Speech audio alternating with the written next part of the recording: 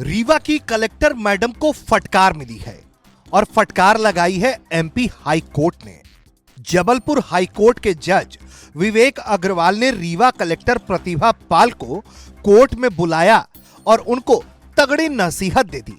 जज विवेक अग्रवाल ने सीधे सीधे कलेक्टर प्रतिभा पाल से कहा कि उनको कलेक्टर इसलिए नहीं बनाया गया है कि वो लोगों को प्रताड़ित करे। जस्टिस विवेक अग्रवाल ने कलेक्टर प्रतिभा पाल को संबोधित करते हुए कहा कि एक बात आपको और बता देते हैं मैडम, अच्छी स्टेट वो होती है जो अपनी गलती स्वीकार करती है और अपने सब्जेक्ट या सिटीजन को जो बेनिफिट ड्यू है वो देती है। आपको कलेक्टर इसलिए नहीं बनाया गया है कि आप जो हैं उनके वाजिब हक का उल्लंघन करें, उनका शोषण करें। ठीक है, कीप दिस इन माइंड। दरअसल ये पूरा मामला भूमि अधिग्रहण से जुड़ा हुआ है। इसको लेकर राजेश कुमार तिवारी नाम के एक किसान ने 2015 में हाई कोर्ट में याचिका दायर की थी। इस याचिका में उन्होंने रीवा प्रशासन के खिलाफ शिकायत की थी और याचिका में अधिग्रहण की गई भूमि का साल 2012 में पारित संशोधन कानून के अनुसार मुआवजा दिए जाने की मांग की गई थी। याचिका की सुनवाई करते हुए हाईकोर्ट की एकल पीठ ने रीवा कलेक्टर को 7 जनवरी 2025 को व्यक्तिगत रूप से तलब किया था, लेकिन कलेक्टर प्रतिभा पाल ने अपने पति की तबीयत खराब होने का हवाला देते हुए व्यक्तिगत उपस्थिति से माफी के लिए आवेदन प्रस्तुत कर दिया। इसलिए कोर्ट ने इसे स्वीकार नहीं किया। उन्हें कोर्ट में उपस्थित होने का निर्देश मिला, जिसके बाद प्रतिभा पाल कोर्ट में उपस्थित हुई। 6 जनवरी को शासन को ये कहा गया था कि आप जो इस भू अधिग्रहण के संबंध में अधिसूचना जारी हुई थी धारा 4 और 6 की, उस धारा 4 और 6 की अधिसूचना आप पेश करें। वो उनने पेश किया, उससे न्यायालय संतुष्ट नहीं हुई और कहा कि आप कलेक्टर को कल पेश करें 10:30 बजे, मतलब 7 तारीख को, है ना, 7 जनवरी के लिए।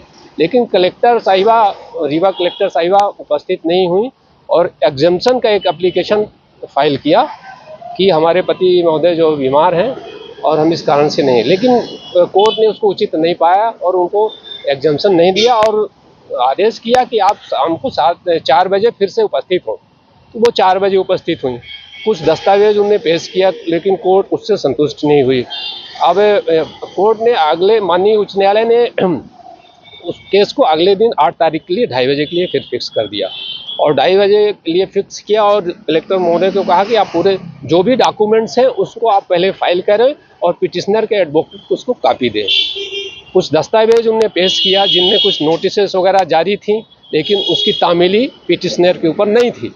वो सब नोटिस वगैरह वो फाइल किए और कॉपी भी पिटिशनर के एडवोकेट को दिए, हमको दिए। वो उसके बाद वो 2:30 बजे फिर से सुनवाई में केस आया, तो माननीय उच्च न्यायालय ने उसकी प्रकरण की पूरी सुनवाई करी और सुनवाई के बाद पाया कि ये प्रकरण जो है 1993 का भू अर्जन का, और पिटिशनर को न तो आज तक मुआवजा दिया गया है और न इसको बेदखल किया गया है। ये आज भी कब्जे में है, तो इसको नए एक्ट के तहत, नए भू अर्जन अधिनियम 2013 के तहत इसको मुआवजा दिया जाए, ऐसा कोर्ट का मानना था। इसके लिए कलेक्टर साहिबा या उनके एडवोकेट का कोई सहमति नहीं बनी, तो कोर्ट ने अंततः ये किया कि जो भू अर्जन की पूरी कार्रवाई थी पिटिशनर के भूमि के संबंध में, खसरा 493 के संबंध में, तो उसको उन्हें लैप्स कर दिया कि ये इसको व्यक्तिगत कर दिया कि वो उसके संबंध में इनकी अर्जन की कार्रवाई समाप्त की गई।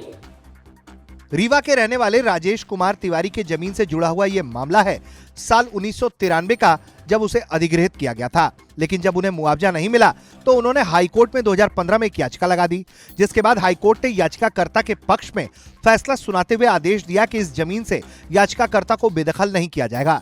इस मामले में 2023 में प्रशासन पर हाईकोर्ट ने 10,000 रुपए का जुर्माना भी लगा दिया, क्योंकि प्रशासन लगातार इस मामले में